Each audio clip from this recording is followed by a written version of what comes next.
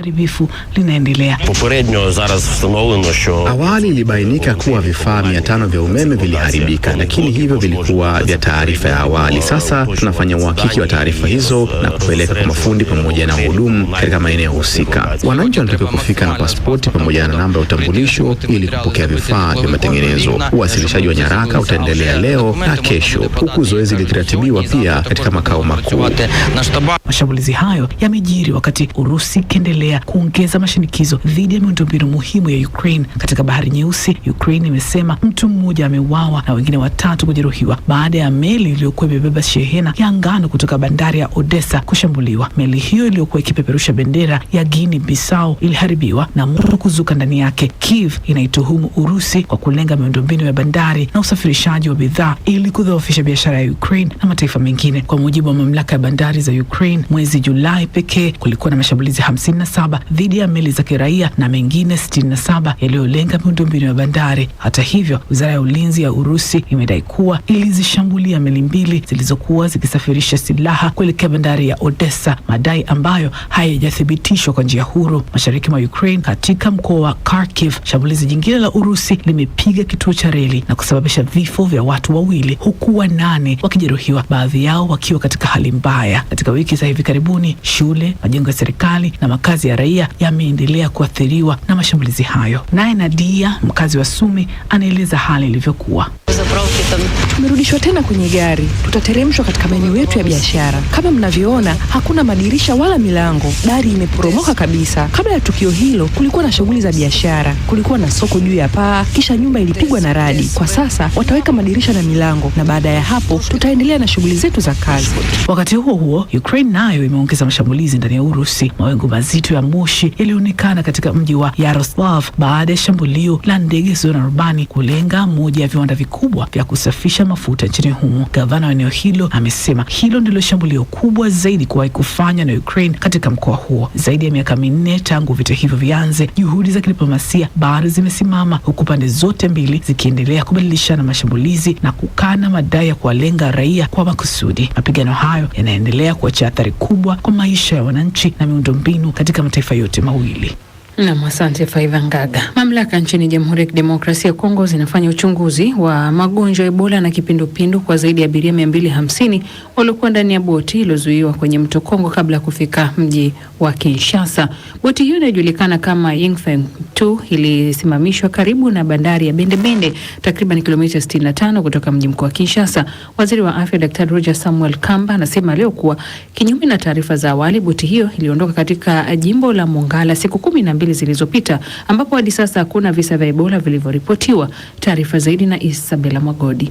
Chombo cha abiria cha Yingfeng kinachomilikiwa na kampuni moja ya Uchina kimezuiliwa karibu na bandari ya Bende-Bende, umbali wa kilomita 65 kutoka jijini Kinshasa. Waziri wa Afya Roger Kamba amethibitisha kuwa abiria mmoja aliyekuwa ameshuka mapema katika mkoa wa Mongala akiwa na dalili za homa na kuhara amefariki dunia akiwa hospitalini. Akizungumza na wanahabari, Waziri Kamba amesema zoezi la kuwapima walioko ndani ya chombo hicho linaendelea kama hatua ya tahadhari. Wataalamu wa afya kutoka Wizara ya Afya na Shirika la Afya Duniani WHO walipanda kwenye chombo hicho na kufanya vipimo kwa abiria, na majibu yanatarajiwa kupatikana muda wote kuanzia sasa. Inaarifiwa kuwa chombo hicho kiliondoka Kisangani, mji wa 3 mkubwa zaidi nchini humo, takriban wiki 2 zilizopita. Mji huo hivi karibuni umeripoti visa vya ugonjwa wa Ebola ambapo watu wasiopungua 4 wamefariki dunia. Chombo hicho kilisafiri kwa zaidi ya kilomita 1100 kwenye mto kuelekea Kinshasa kabla ya kunaswa na kufungiwa nje. Tangu tarehe 15 mwezi Mei, Jamhuri ya Kidemokrasia ya Kongo imekuwa ikikabiliana na mlipuko wa 17 wa Ebola unaosababishwa na aina adimu ya virusi ya Bundibugyo. Virusi hivi havina matibabu maalum wala chanjo. Karibu miezi mitatu tangu juhudi za kukabiliana na ugonjwa huo uanze, maambukizi na vifo vinaendelea kuongezeka. Takwimu za hivi punde zinaonyesha kuwa kuna visa 3973 vilivyothibitishwa, huku watu 1801 wakipoteza maisha. Wakati huo huo, matayarisho kukabiliana na ugonjwa huo ya Bundibugyo yanaongezwa kasi jijini Kinshasa. Ufuatiliaji na uwezo wa kutoa huduma za dharura unaimarishwa katika eneo la Maluku ambalo ndilo lango kuu la kuingia jijini humo. Mamlaka za usalama zimeagizwa kukiweka chombo hicho karantini majini kulingana na viwango vya Shirika la Afya Duniani ili kuzuia uwezekano wa maambukizi kuingia jijini Kinshasa. Wakati huo Marekani imetangaza msaada mpya wa dola milioni 242 ili kukabiliana na mlipuko huo wa Ebola unaoendelea kusambaa nchini Jamhuri ya Kidemokrasia ya Kongo. Tangazo hili linahakikisha kuwa Marekani inasalia kuwa mfadhili mkuu katika juhudi za kupambana na ugonjwa huo. Isabella Mwagodi, Dira ya Dunia, BBC.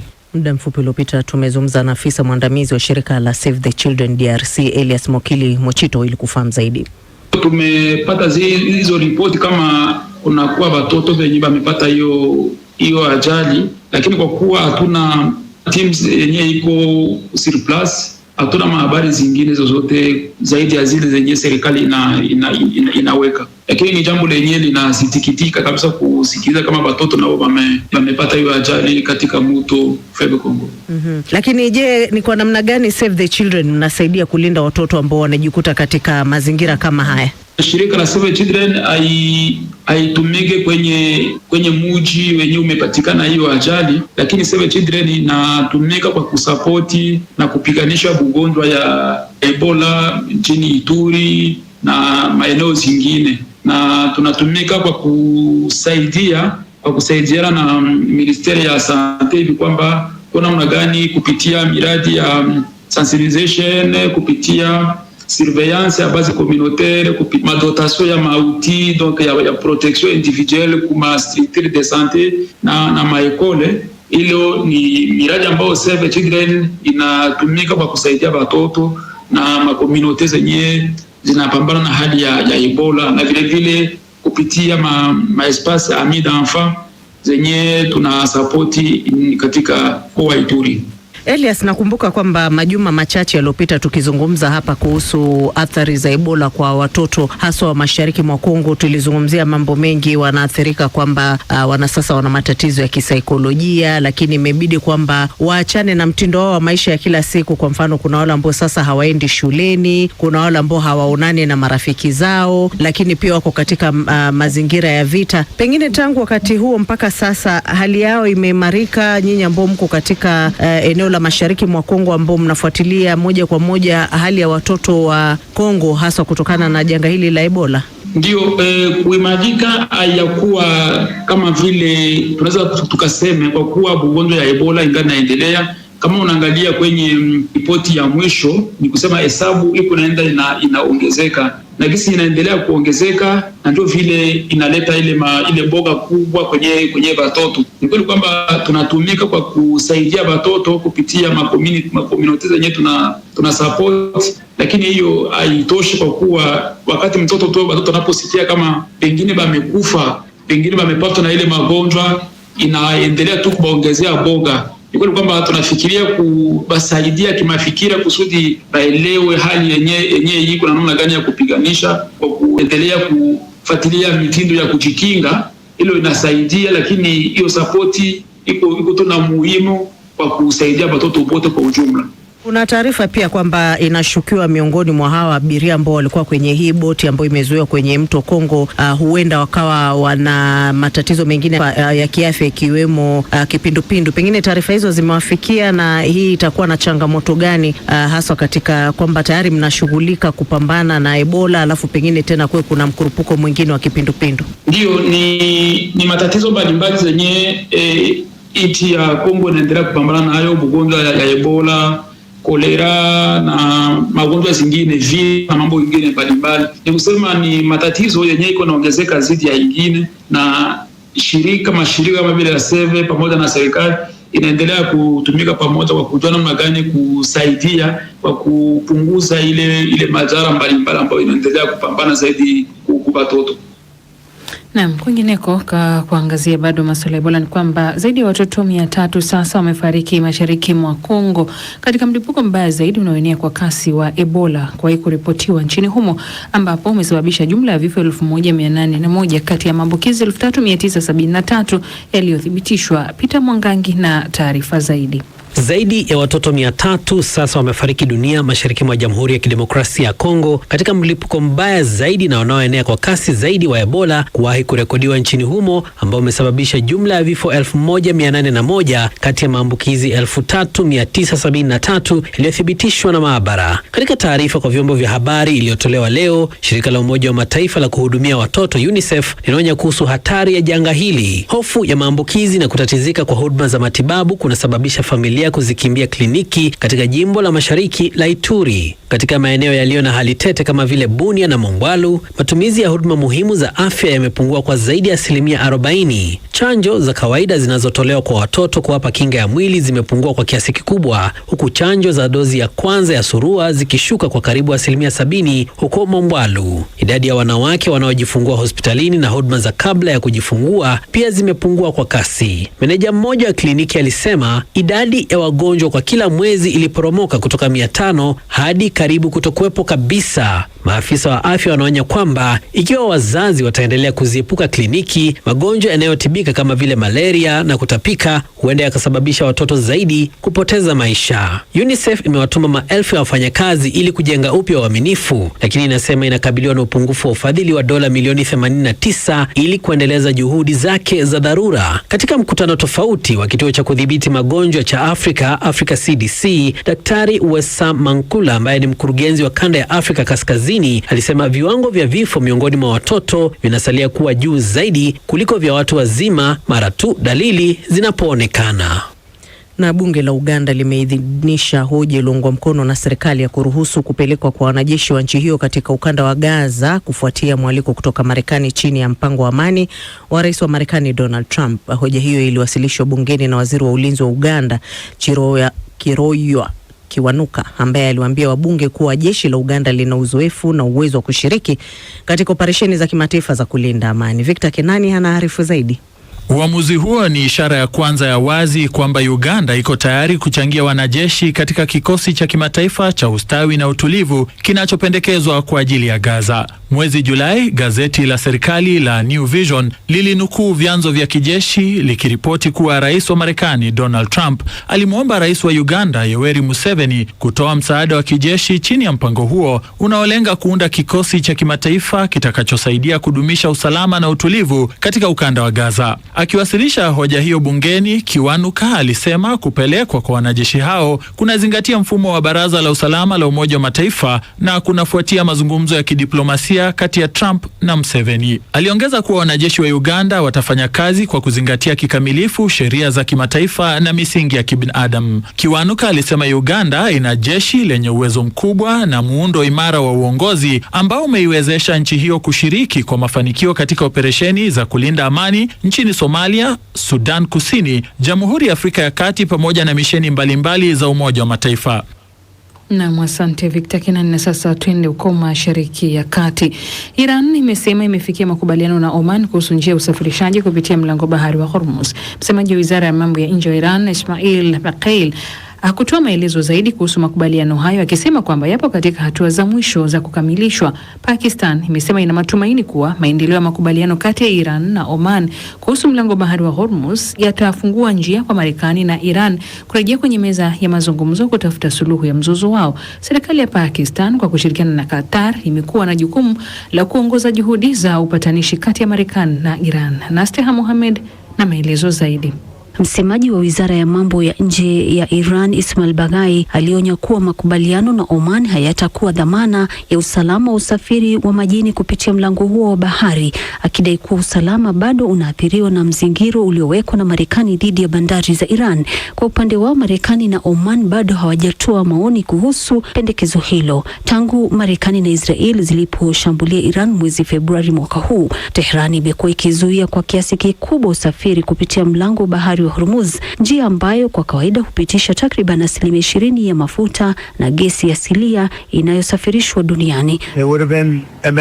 Jumanne, Rais wa Marekani Donald Trump alionya kwamba Marekani itaishambulia kwa nguvu Iran ikiwa mlango huo wa bahari hautafunguliwa hivi karibuni. Matamshi hayo yalitolewa baada ya maafisa waandamizi wa Marekani kusema kuwa mazungumzo yamepiga hatua na huenda yakaruhusu usafirishaji kupitia mlango bahari wa Hormuz kuanza tena wiki hii. Hata hivyo, hivyo, Iran imesisitiza kuwa haifanyi mazungumzo yoyote na Marekani na haina mpango wa kufanya hivyo. Katika taarifa yake, msemaji wa Wizara ya Mambo ya Nje ya Iran alisema kwamba uratibu wa kijiografia wa njia hiyo ya usafirishaji umekubaliwa na Oman. Kwa mjibu wa shirika rasmi la habari la Iran ni kwamba sababu ambazo zinazosababisha mlango huo wa bahari wa Hormuz kuendelea kutokuwa salama ni kwamba unatokana na hatua za Marekani, hususan mzingiro wa kijeshi wa majini pamoja na vitendo vingine vya uchokozi na vitisho dhidi ya Iran na maslahi yake. Katika mahojiano na kituo cha habari cha Fox News, makamu rais wa Marekani JD Vance alijibu hoja kuhusu kutoridhika kwa wananchi wa nchi yake na vita dhidi ya Iran, akisema kuwa mojawapo ya changamoto ni kwamba ndani ya serikali ya Iran kuna kundi linalotaka mazungumzo huku kundi jingine lenye msimamo mkali likitaka vita viendelee. Naelewa kabisa pale watu wa Marekani wanapotazama hili na kusema tunaona kama tunapiga hatua, halafu wakati mwingine tunaona kama tunarudi nyuma. Ukweli ni huu, watu wa Iran ni watu wazito sana kuwaelewa. Mfumo wao umegawanyika. Kuna watu ndani yao wanaotaka vita viishe, lakini wapo pia watu wenye misimamo mikali wanaotaka vita viendelee. Kazi yetu ni kupitia hali hiyo ngumu ili tupate matokeo mazuri kwa ajili ya wananchi wa Marekani na rais wao pia. Mojawapo wa vipengee ambavyo yanaleta utata kati ya Tehran na Washington ni Iran kutisha kuziwekea ada meli ambazo zinapita kwenye mlango huo wa bahari. Kwa mjibu wa shirika la habari la Reuters, makubaliano yanayopendekezwa pia yangeipa Tehran mamlaka ya kusimamia meli zinazoingia katika guba kupitia mlango wa bahari wa Hormuz. Wakati huo huo, baadhi ya ripoti zimeashiria kuwa Muhammad Baqir Ghalibaf huenda akaitembelea Pakistan katika siku zijazo. Iran haijatoa majibu rasmi kuhusiana na ripoti hizo. Bwana Ghalibaf alikuwa mjumbe mkuu wa mazungumzo kwa upande wa Iran wakati wa mazungumzo kati ya Tehran na Washington yaliyoongozwa na Pakistan, ambaye hatimaye yalisababisha kusainiwa kwa hati ya makubaliano ya Islamabad. Hata hivyo, hati hiyo ilipoteza nguvu yake punde tu baada ya nchi hizo mbili kurejelea uhasama. Nasteha Mohamed, Dira ya Dunia, BBC. Ripoti yake Nastia inatupeleka kwenye ukurasa wetu wa Facebook. Robo Mchina, fundi simu wa Mpanda, Katavi, Tanzania, anasema yenye Marekani na Iran kaini mjue kuwa amani ni bora kuliko vita. Ngalama Maluta wa Isolo, Magu, Mwanza, Tanzania, anasema vita havina faida. Marekani na Iran malizeni vita, amani patikane. Na Ali Mrangi Gigiri Mresa wa Vina, Dar es Salaam, Tanzania, naye anasema Marekani na Iran mbona mnatuchanganya alafu mnabadilika kama rangi za kinyonga. Naye Jafari Kopo akiwa kule Moshi, Tanzania, anasema mzozo wa Mashariki ya Kati ni paswa kichwa kwa uchumi wa dunia. Huku namuona naye Kaije Hamadi, asante pia nawe kwa ujumbe wako. Nikipata nafasi tena nitasoma maoni yako, lakini kwa sasa nikuelekeze viwanjani kwake Shoaib Ibrahim.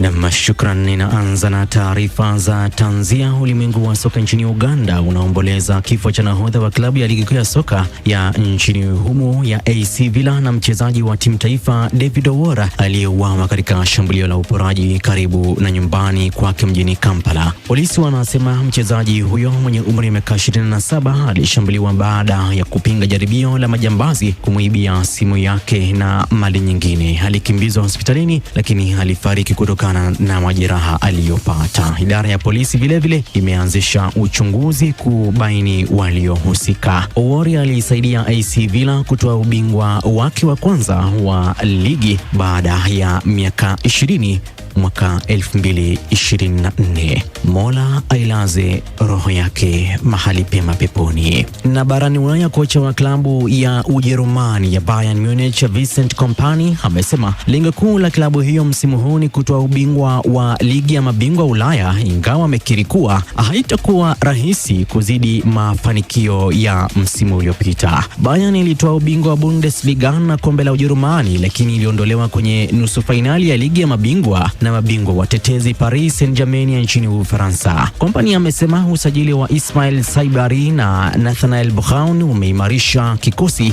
na pia amepuuza tetesi zinazomhusisha Michael Olise na uhamisho kwenda Real Madrid, akisisitiza kuwa mchezaji huyo atasalia Bayern Munich. Shirikisho la soka nchini Argentina limetangaza Julai tarehe 15 kuwa siku ya timu za taifa za soka kuadhimisha kuimarisha ushindi wa bao 2-1 dhidi ya England katika nusu fainali ya kombe la dunia. Zaidi na Ahmed Bahaja. Argentina walitoka nyuma na kuichabanga England kupitia mabao ya Enzo Fernandez na Lautaro Martinez. Shirikisho la nchi hiyo linasema kuwa siku hiyo itakuwa ya kuenzi si timu ya taifa ya wanaume pekee, bali pia ni timu zote za taifa za makundi mbalimbali ya umri, wanawake na michezo mingine ya soka. Wakati huo huo, FIFA imeanzisha uchunguzi dhidi ya shirikisho la soka la Argentina kuhusu bendera ya kisiasa iliyopeperushwa baada ya mechi dhidi ya England, na pia inawachunguza wachezaji wawili wa Argentina pamoja na kocha msaidizi Roberto Ayala kufuatia vurugu zilizotokea baada ya fainali ya kombe la dunia.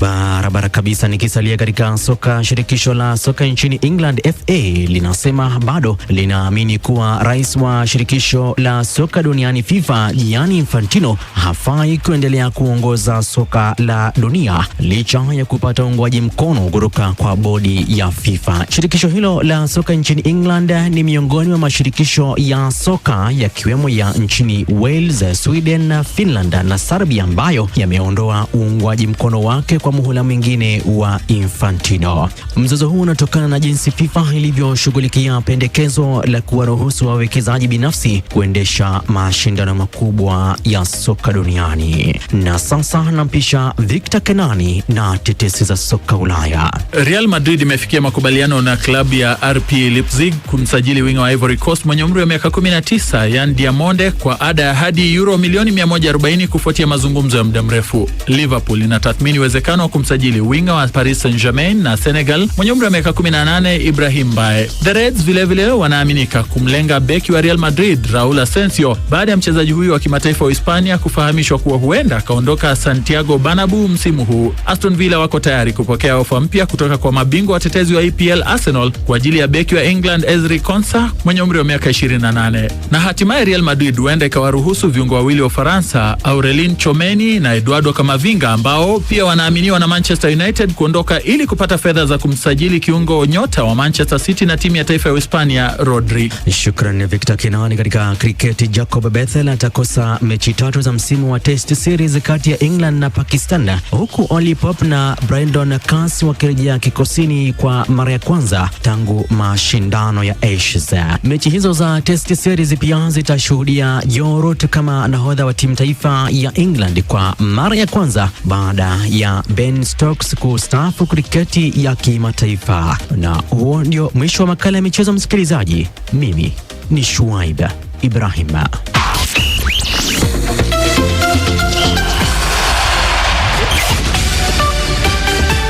Imegonga saa 1 kamili jioni kote Afrika Mashariki, saa 12 jioni katika baadhi ya maeneo ya Mashariki ya Kati kule pamoja Afrika ya Kati, lakini pia na eneo zima la Maziwa Makuu.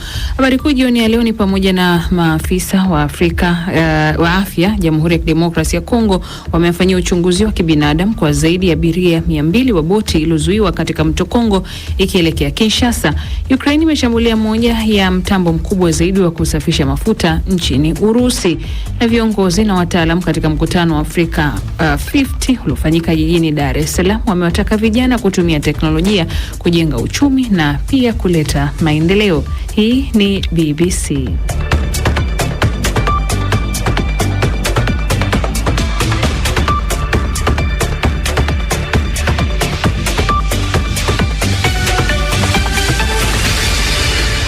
Kama ndo mwanzo unajiunga nasi, karibu sana msikilizaji kwenye matangazo ya Dira ya Dunia kutoka idhaa ya Kiswahili ya BBC, matangazo ambayo unaweza kuyategea sikio kupitia FM, tovuti yetu bbcnewswahili.com, lakini vile vile kwenye ukurasa wetu wa Facebook na YouTube BBC News Swahili, ya kupitia redio shirika mbalimbali kanda ya Afrika Mashariki na kanda ya Maziwa Makuu. Mimi ni Karurobi nikiwa Nairobi, mwenzangu ni Skola Kisanga akiwa kule Dar es Salaam.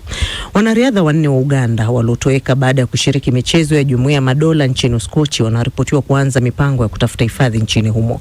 Wanariadha hao wakiwemo wanawake 2 na wanaume 2 hawakujiunga na wenzao kwa safari ya kurejea nchini Uganda kama ilivyopangwa. Ripoti kamili na mwandishi wetu Shuaib Ibrahim.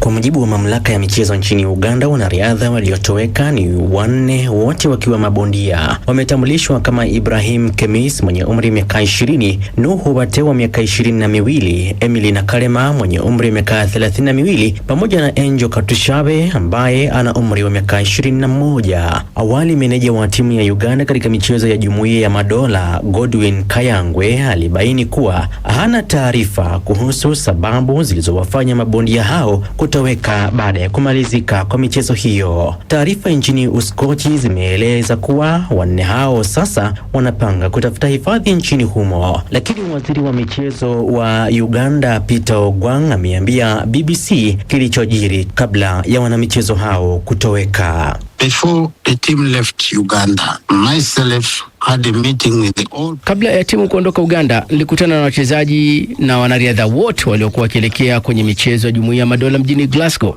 Ujumbe wa serikali ulikuwa wazi kwamba wote walitakiwa kurejea nchini baada ya mashindano. Wote waliahidi na kujitolea kwamba wangerejea Uganda. Kilichotokea sasa ni uamuzi wa watu binafsi. Kwa maoni yangu, wamekosea na hatua yao inaichafua taswira ya Uganda. Kuhusu taarifa kwamba wanataka kuomba hifadhi ya kisiasa, hilo pia ni jambo linalozungumzwa, lakini daima hata ukienda wapi, nyumbani kwenu ndio mahali bora zaidi.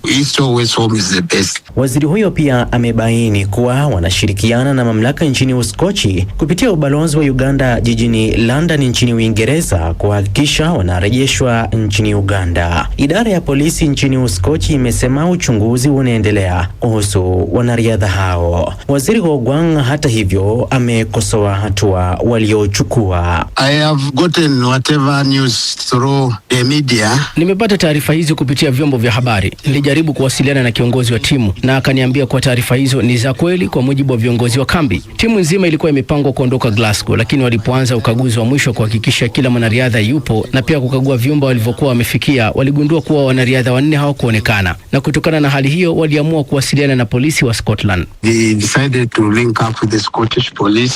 Takriban wanariadha 3,000 kutoka mataifa 74 walishiriki katika michezo ya Jumuiya ya Madola ya Glasgow iliyodumu kwa siku 11. Taarifa zimeeleza kuwa bondia mmoja wa Pakistan naye alitoweka baada ya michezo hiyo. Kutoweka kwa wanariadha na kusalia katika nchi mwenyeji baada ya mashindano makubwa ya kimataifa si jambo geni. Katika michezo ya Jumuiya ya Madola ya mwaka 2014 ambayo pia ilifanyika mjini Glasgow nchini Uskochi, wanariadha kadha hawakurejea katika nchi zao baada ya mashindano. Baadhi yao baadaye waliomba hifadhi nchini Uingereza. Shuaib Ibrahim, Dira ya Dunia, BBC, Kampala. Na asante Shuaib Ibrahim kwa taarifa hiyo. Matumizi ya akili unde na masoko ya kidijitali yanafungua fursa mpya za biashara na ajira, lakini pia yanahitaji matumizi yenye uwajibikaji. Hilo limejadiliwa katika mkutano wa Africa 50 unaofanyika jijini Dar es Salaam, ukizinduliwa na Rais wa Tanzania Samia Suluhu Hassan hapo jana na kuhitimishwa na Rais mstaafu wa Tanzania Jakaya Kikwete mapema leo, ambapo viongozi na wataalamu wamewataka vijana kutumia teknolojia kujenga uchumi na kuleta maendeleo. Mwandishi wa BBC Frank Mavura na taarifa zaidi. Akili unde, artificial intelligence, masoko ya kidijitali na ubunifu vinaendelea kubadili namna biashara zinavyofanyika duniani. Lakini swali linalobaki ni je, vijana wa Afrika wako tayari kutumia teknolojia hizi kujenga uchumi na kutengeneza ajira? Akizungumza katika mkutano huo, Rais mstaafu wa Tanzania Jakaya Mrisho Kikwete aliwataka vijana kutumia akili na ubunifu wao kuzalisha maarifa, biashara na fursa mpya badala ya kutumia mitandao ya kijamii kusambaza habari za uzushi. 2050 kutakuwa na ajira milioni 230. Zote zinategemea watu wenye ujuzi wa masuala ya digital. Sasa hivi kuna artificial intelligence, sasa ndio habari ya mjini. Tusichukue artificial intelligence ile yetu sisi ya mambo ya kipuuzi yale, unakwenda kuigiza sauti ya mtu unaingiza pale, unasema ndio habari za ukweli. Ukweli tunazungumzia artificial intelligence kutumika kwa shughuli za maendeleo. Kwa upande wake, waziri wa viwanda na biashara amesema Tanzania mafanikio yake yanategemea uwekezaji katika ujuzi wa kidigitali na matumizi yenye kuwajibika ya teknolojia. Tumesaini mikataba mitatu, hati za makubaliano katika maeneo matatu. Moja ilikuwa ni swala la usafirishaji wa umeme, transmission. Kwa hiyo ni mfumo wa kuja kufanya mashirikiano baina ya wenzetu wa TANESCO na Africa 50 kwa ajili ya usafirishaji umeme. Ya pili ilikuwa ni mkataba makubaliano baina ya wenzetu wa shirika la maendeleo ya petroli TPDC na taasisi ya Taka Arabia, na madhumuni yake hasa ni kupata kutumia gesi ya kwetu ya hapa Tanzania kwa ajili ya masuala ya viwanda. Na la tatu ilikuwa ni upande wa afya, ambayo ni ujenzi wa kituo cha kufanya usafishaji wa figo, dialysis. Kwa hiyo kutajengwa kituo kingine cha ziada kwa ajili ya usafishaji wa figo. Washiriki wa mkutano huo wanasema akili unde si tishio, bali ni fursa mpya kwa wafanyabiashara na wajasiriamali wanaoweza kujifunza kuitumia.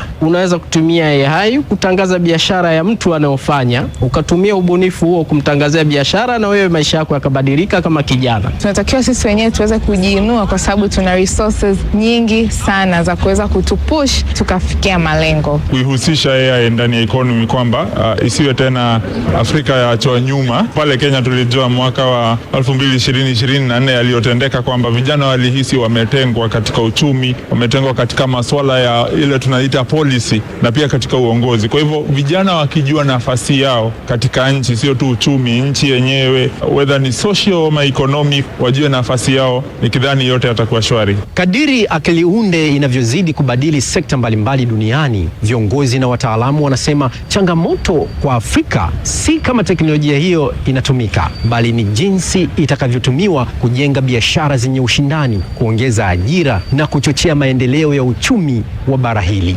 Frank Mavura, BBC, Dar es Salaam. Mahakama moja jijini Nairobi imeidhinisha kusafirishwa kwa Wakenya watatu hadi nchini Marekani ili kukabiliwa na mashtaka ya jinai yanayohusiana na madai ya uhalifu wa mtandao na udanganyifu. Watatu hao wanatafutwa kukabiliwa na mashtaka ikiwemo kula njama ya kudukua mifumo ya kompyuta na kufanya utapeli kwa njia ya mtandao, wizi wa utambulisho na mtu mwingine, na ushirikiano katika kutenda makosa hayo chini ya sheria za Marekani. Taarifa zaidi na Asha Juma.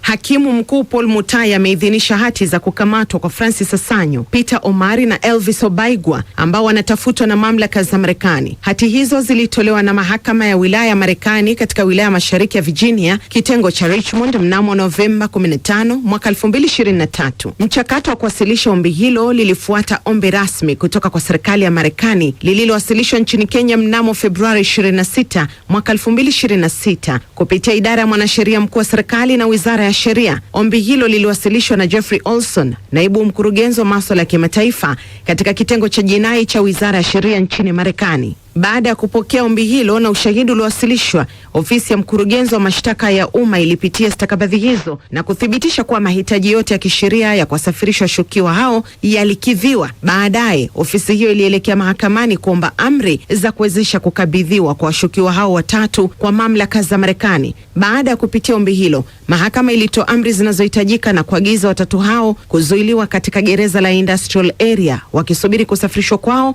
nchini Marekani. Mashtaka hayo yaliongozwa na mkurugenzi mkuu msaidizi mwandamizi wa mashtaka ya umma Vincent Monda akisaidiwa na mshauri mkuu wa mashtaka Victor Owiti pamoja na mshauri wa mashtaka Fatuma Shaban. Watatu hao wanakabiliwa na mashtaka ikiwemo kula njama, kudukua mifumo ya kompyuta, kufanya udanganyifu kwa njia ya mtandao, wizi wa utambulisho wa mtu mwingine na ushirikiano katika kutenda makosa hayo chini ya sheria za Marekani. Kesi hii inaonyesha kuongezeka kwa ushirikiano kati ya mamlaka za Kenya na Marekani katika kukabiliana na uhalifu wa mipakani, hasa makosa yanayohusu mifumo ya kidijitali, udanganyifu wa kifedha na wizi wa utambulisho. Uhalifu wa mtandao mara kwa mara huvuka mipaka ya nchi na hivyo kulazimu vyombo vya sheria katika maeneo tofauti kushirikishana taarifa na kuwasaka washukiwa nje ya nchi ambapo makosa hayo yalidaiwa kutendeka. Mchakato wa kuwasafirisha washukiwa hutoa fursa ya kisheria ambapo mtu anayetafutwa atajibu mashtaka ya jinai katika nchi nyingine na anaweza kukabidhiwa nchi nyingine baada ya kutimiza mahitaji yaliyowekwa chini ya sheria husika. Watatu hao watasalia gerezani Industrial Area wakati mipango ya kuwasafirisha hadi nchini Marekani ikiendelea. Naam, asante Asha Juma. Nchini Rwanda zaidi ya watu 60 tayari wamekamatwa na mamlaka na viwanda zaidi ya 100 vinavyotengeneza pombe vimefungwa na kufuta leseni zao kufuatia mpango madhubuti wa serikali ya taifa hilo wa kupambana na pombe haramu. Hatua hii imechukuliwa kufuatia mzozo mkubwa wa afya ya jamii uliosababishwa na vinywaji visivyokidhi viwango pamoja na ubora. Ive Buchana na taarifa zaidi. Orodha ya viwanda vilivyofungwa inazidi kupanda. Hadi sasa viwanda 111 vimefungwa na leseni zake kufutwa. Miongoni mwa viwanda hivyo kuna vilivyokuwa vikitengeneza aina zaidi ya 10 tofauti za pombe kali. Viwanda hivyo vilikuwa na vyeti vya ubora vilivyoruhusu kufanya kazi bila vikwazo vyovyote. Naibu msemaji wa serikali Jean Maurice Uwera anaeleza sababu za kufungwa kwa viwanda hivi. Na ukasema kwamba unatengeneza pombe ya ndizi lakini unatumia ladha inayotengenezwa na viwanda. Kuna wakulima walio na mkataba ili uweze kuonyesha jinsi unavyopokea mavuno ya ndizi na jinsi unavyoyasindika. Unakuta mtu ana viwanda viwili ndani ya kiwanda kimoja. Kuna kile ulichokionyesha ili upewe leseni, ambapo ukaguzi ukija unaonyesha kiwanda halisi ulichokionyesha FDA na wakaguzi, lakini baadaye unakuwa ukitumia sehemu nyingine ya siri ya kiwanda hicho. Kufuatia operesheni inayoendelea nchini kote, watu wapatao 60 wanaomiliki au kuhusika na biashara na viwanda hivyo wamekamatwa na ofisi ya uchunguzi ya Rwanda, huku msako kwa wengine ukiendelea kabla ya kuwafungulia mashtaka. Murangira Thierry ni msemaji wa ofisi hiyo. Kumpa mtu kitu kinachoweza kuua au kuathiri vibaya afya yake.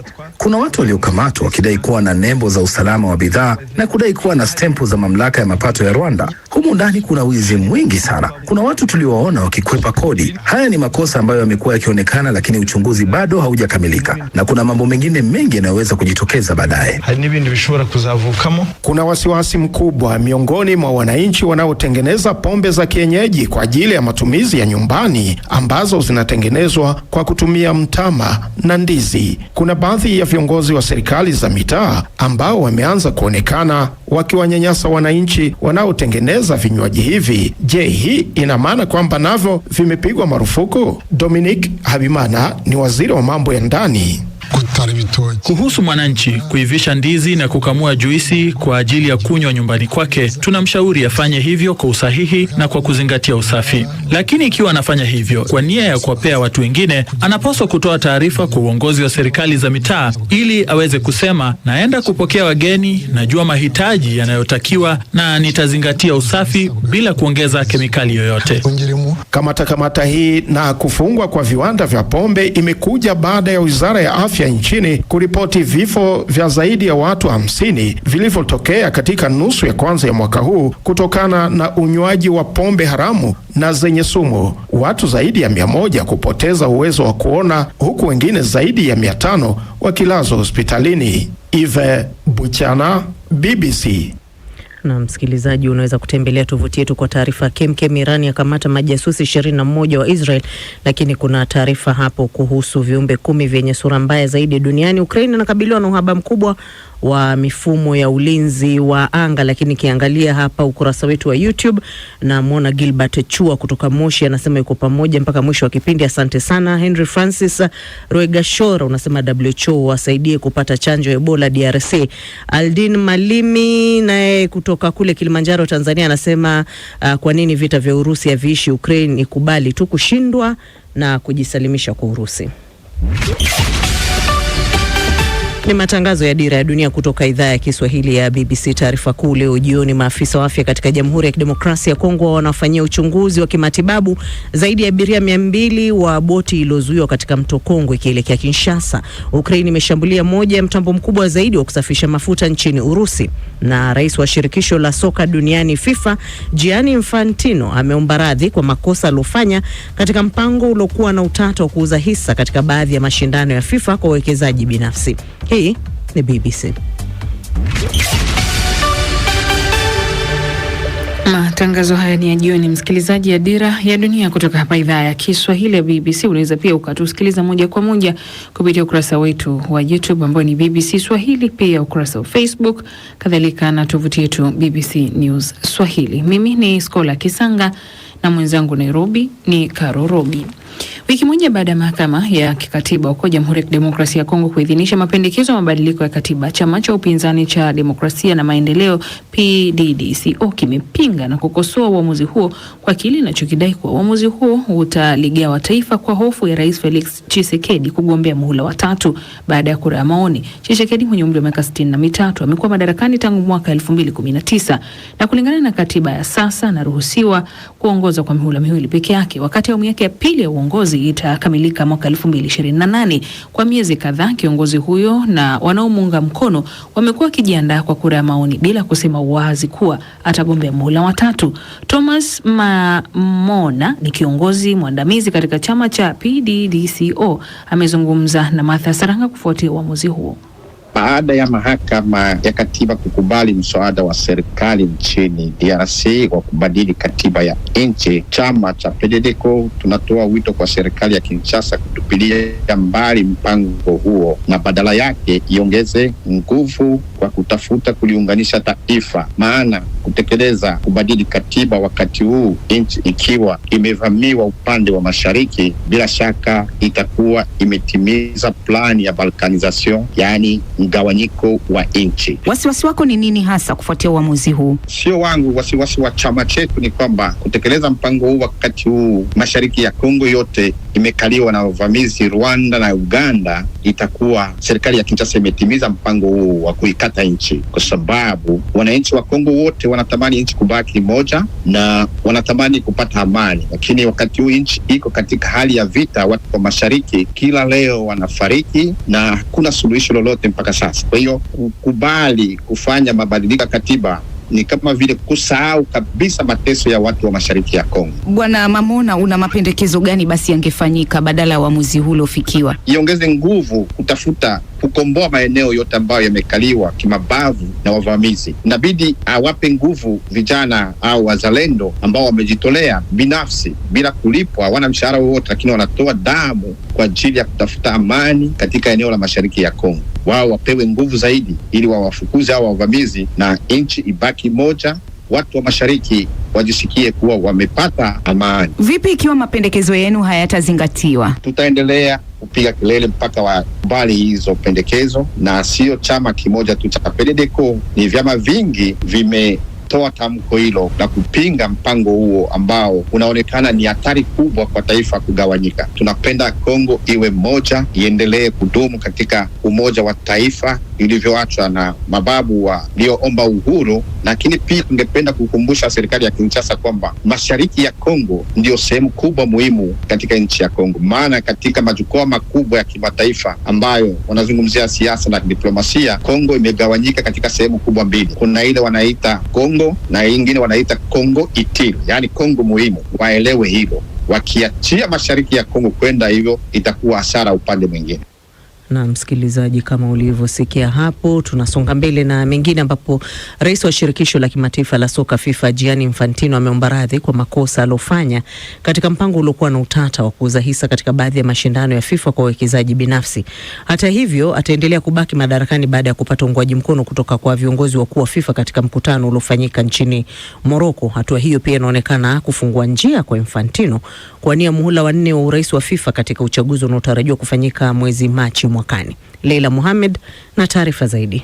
Baada ya siku kadhaa za shinikizo kuongezeka dhidi ya Gianni Infantino, sasa angalau amepata uungwaji mkono aliuhitaji sana kufuatia jaribio lake lililofeli la kuuza sehemu za hisa katika mashindano ya FIFA. Alishinda kutwa nzima hapo jana akikutana na maafisa wake wakuu nchini Morocco, na katika taarifa iliyotolewa baada ya kikao hicho, FIFA ilisema bodi ya uongozi iliyohudhuriwa mkutano huo ilithibitisha kuwa bado inamuunga mkono rais wa shirikisho hilo Gianni Infantino kikamilifu. Kuhusu pendekezo lake lililokashifiwa sana, taarifa hiyo ilisema kuwa alikubali kuwa alichokifanya kilikuwa ni kosa. Aidha, maafisa hawa walikubaliana kuwa haikuwa nia ya baraza la FIFA na wanachama wa shirikisho hilo kuhisi wametengwa katika mchakato huo, na kwamba mchakato huo ulipaswa kushughulikiwa kwa njia tofauti. Taarifa hiyo iliongeza kuwa makosa pia yalifanyika baada ya pendekezo hilo kuvuja kwa vyombo vya habari. Ombi la msamaha lilitolewa kwa makosa hayo pamoja na ahadi ya kuhakikisha hayatatokea tena. Infantino alikuwa nchini Morocco wiki iliyopita akiwa na wenyeji watakaoshirikiana katika kombe la dunia lijalo la wanaume, ni sehemu ambayo bado anakubalika. Lakini kwingineko shinikizo limekuwa likiongezeka, ikiwemo kutoka FIFA baada ya ukosoaji kutoka kwa mkuu wa maendeleo ya kimataifa Arsene Wenger na katibu mkuu Matthias Grafstrom aliyetaja matukio hivi karibuni kuwa ya kusikitisha na yenye kukemewa. Na hasa kote Ulaya upinzani unaendelea. England haitaunga mkono kuchaguliwa tena kwa Infantino. Wales tayari imeshafanya hivyo. Lakini baada ya mkutano wake jana, Infantino alipigwa picha akitazama mechi nchini Morocco akitabasamu akiwa pamoja na Matthias Grafstrom ambaye alikuwa amekosoa mipango yake. Licha ya mgogoro huu unaoizunguka FIFA, inaonekana kiongozi huyo bado yuko ngangari. Naam, kwingineko ni kwamba Rais Yoweri Museveni wa Uganda yuko nchini Tanzania kwa ziara ya siku 2 ambapo amefanya mazungumzo na mwenyeji wake Samia Suluhu Hassan, na kwa taarifa ambayo imetufikia ni kwamba Rais wa Tanzania Samia Suluhu Hassan pamoja na Rais wa Jamhuri ya Uganda Mheshimiwa Yoweri Kaguta Museveni wameshuhudia utiaji saini wa hati ya makubaliano ya kuendeleza Taga kuwa kitovu cha nishati cha kikanda. Lakini hapo awali mwenzangu Halima Nyanza amezungumza na mchambuzi na mbunge wa bunge la Afrika Mashariki Daktari Abdallah Makame. Kwanza alitaka kujua hii si mara ya kwanza mwaka huu Museveni kuja Tanzania. Kipi hasa kikubwa kati ya nchi hizi mbili? Uthibitisho kwamba diplomasia baina ya mataifa hayo mawili iko katika kilele cha juu kabisa, kwa sababu imefika kwa wenye maamuzi ya mwisho katika ngazi ya serikali. Kwa hiyo ni jambo ambalo sisi kama wachambuzi wa masuala ya mahusiano ya kimataifa na mahusiano ya kisiasa tunasema ni heko kwa viongozi wetu hawa kuweza kukutana ili kuweza kujadiliana mambo, kwa sababu kuna mambo mengine yanahitaji maamuzi ya ngazi yao. Ngazi zao zinapoamua basi inamaanisha sasa ni kwa ajili ya utekelezaji tu, hakutakuwa na mtu mwingine yote anaweza kahoji chochote. Miongoni mwa mambo yatakayozungumziwa katika mkutano wake ama katika mazungumzo yake na Rais Samia ni pamoja na masuala ya biashara, uwekezaji, nishati, miundombinu na usafirishaji. Na tunafahamu tayari Uganda na Tanzania zilisha saini mkataba wa muda mrefu kuhusiana na masuala ya bomba la mafuta. Je, uwepo wake kutakuwa na mabadiliko yoyote tutarajia yatatokea baadaye? Hatutaraji kwamba patakuwa na mabadiliko katika uwekezaji wa bomba, kwa sababu ile bomba ni mkataba ambao kama ulivyosema ni wa siku nyingi na utekelezaji wake ulishaanza kufanyika. Waliopewa fidia walishapewa fidia, watu walishakuja zao katika maeneo na kuanza kulilaza lile bomba, na lile bomba linaondokea katika mji wa Hoima kule Uganda, linakuja zake mpaka Chogoleani hapo Tanga. Kwanza tunategemea ni bomba refu zaidi, lakini ni bomba ambalo kuna viwango vyake vya kitaaluma ambavyo ni tofauti na mabomba mengine. Kuna mabomba mengi duniani ya kusafirisha nishati ya mafuta, lakini hili la kutoka Uganda kuja zake Tanzania utofauti wake pia ni kwa sababu wanasema ni heated pipeline, yani yenye joto hivi, kwa sababu wanasema ile mafuta yanayotoka Uganda walivyopima wenyewe wataalamu wanasema yanakuwa kama wax hivi, yanaganda hivi, kwa inahitaji pana moto. Kwa hiyo maandalizi yalishaandaliwa na si mradi ambao utasema kwamba kuna kurudi nyuma katika utekelezaji wake. Lakini katika maeneo mengine ni maeneo muhimu kama ulivyoainisha, lazima tuweze kufanya mashirikiano sisi kama nchi jirani na nchi ambazo tunategemeana. Kwa hiyo ni muhimu kuweza kuboresha sekta zote hizo na mahusiano yetu katika sekta hizo, ili kuweza kuwapa wananchi wetu fursa waweze kujikwamua na kujinasua kwa ajili ya kuweza kuendana na changamoto za kiuchumi ambazo zinawakabili. Ziara hii inafanyika wakati ambapo pia hali sio nzuri ulimwenguni kutokana na mzozo unaendelea Mashariki ya Kati na kusababisha kupanda kwa bei ya mafuta kwa ujumla. Sasa ujio wa Rais Museveni unaweza kuchagiza nchi za Afrika Mashariki kujitafutia uhuru wa kuchakata mafuta yake peke yake? Hilo wazo lilishazungumzwa kwamba tuwe na kinu cha